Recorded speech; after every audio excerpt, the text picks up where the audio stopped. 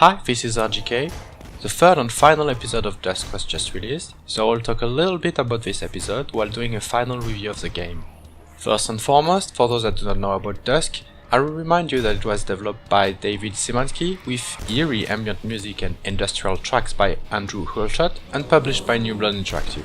It's an FPS inspired by the golden age of the genre in the 90s, with titles such as Doom, Redneck Rampage and Quake. Our adventure takes place in the countryside of Pennsylvania, and as the game progresses we realize that some sort of otherworldly corruption has spread from the depths of shady basements to entire cities.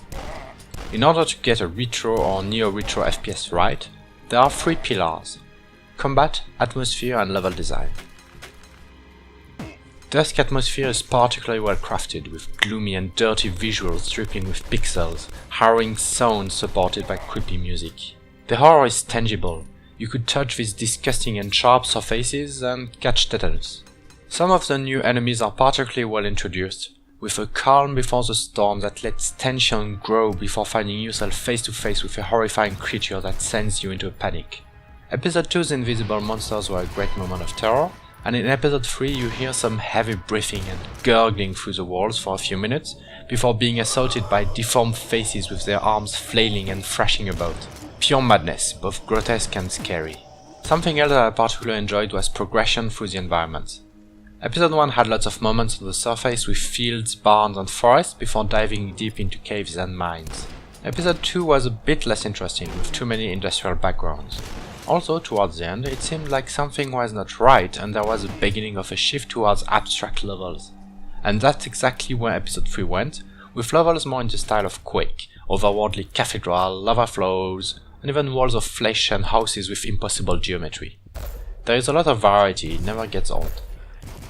Level design is more in the vein of id Software, with levels closing in on themselves and some maze elements. But the complexity is never too much. There were just one or two moments when I had trouble orienting myself, which is perfectly acceptable.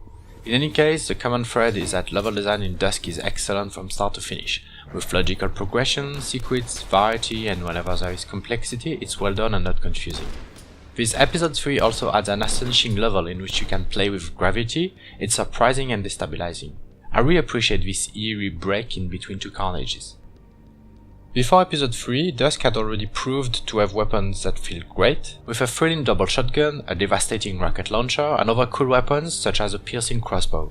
Enemies stagger under fire or explode in a mist of blood with big chunks of meat raining down on you. Yummy. Only the basic gun is a bit disappointing, but overall everything is well balanced. It's even more violent than Quake, although not to the peaking level of Brutal Doom. Episode 1's flaw was that it was too easy, but episode 2 already fixed this with big fights reminding me of Serious Sam. It was only missing aerial enemies, but it was compensated with a lot of verticality.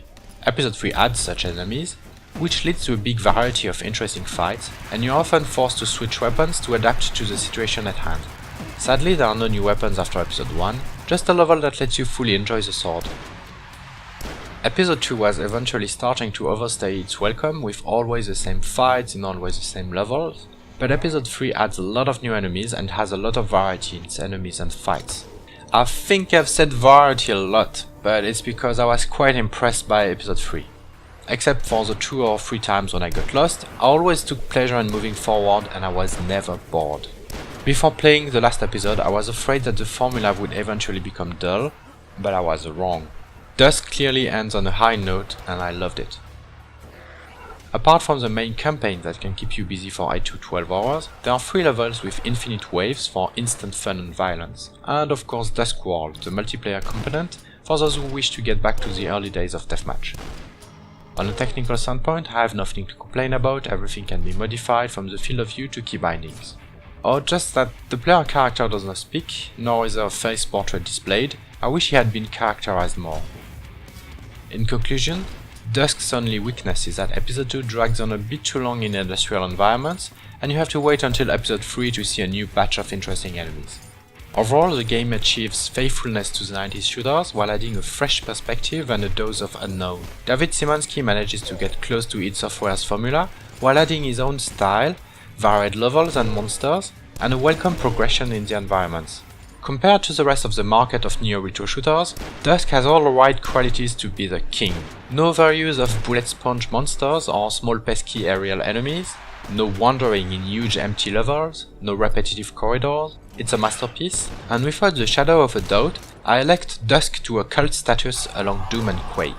It's a must-have for anyone enamored with the genre, a spiritual successor to Quake that manages to crystallize the best part of this game while having its own identity, pushing towards Lovecraftian horror rather than science fiction. A brilliant success. I hope you enjoyed this video. Bye!